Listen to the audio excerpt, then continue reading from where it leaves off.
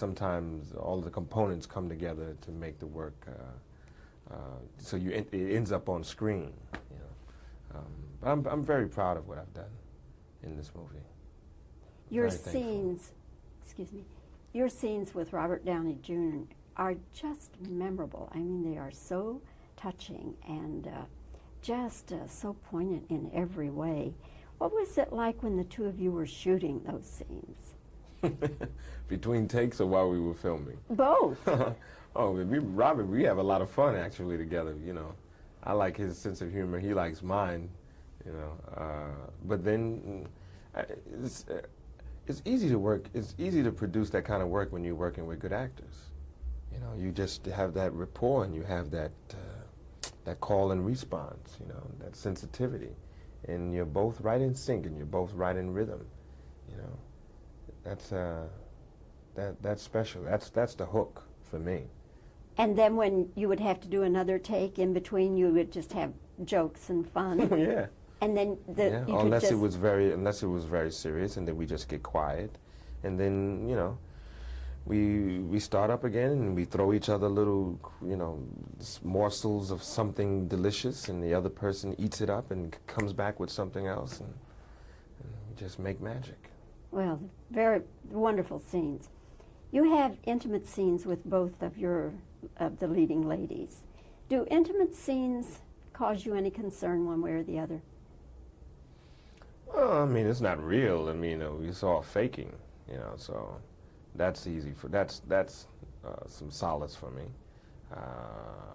I've done a number of them now, so you know, I know tricks and stuff like that, and you know, the biggest issue is always having to deal with going home afterwards and explaining to people, you know, how do you deal with that?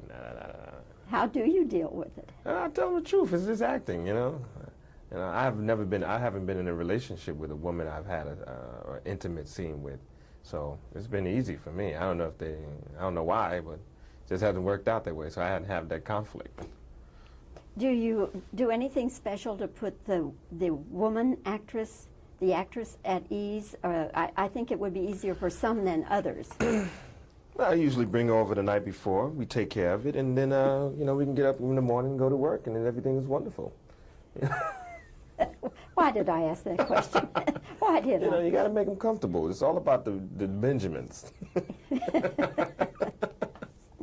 One last question, and Wesley, and that is, if you could talk to Robert Downey Jr. today, what would you say to him? I got your back, man. I mean, I do talk to him, and you know, I have his back. I'm a supporter of him. You know, I don't pass judgment on Robert Downey Jr.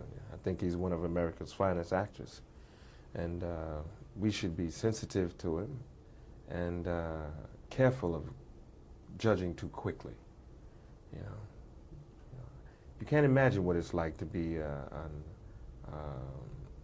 something under a microscope all the time. You know, where everybody's looking at you and everybody has expectations and for your behavior, and everybody wants you to appeal to what they want and what they like.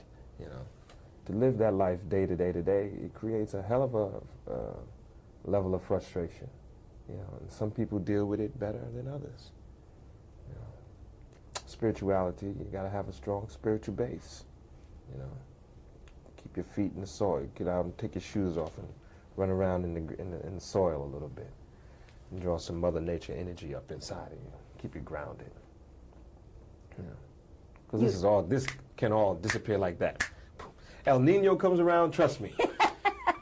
You know. This is all, it ain't gonna matter. Nobody's gonna be talking about Robert Downey Jr. anymore after El Nino gets here.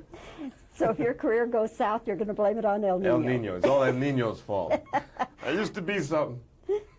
I could have been a contender. I don't think you need to worry anytime soon. Thank you, Wesley.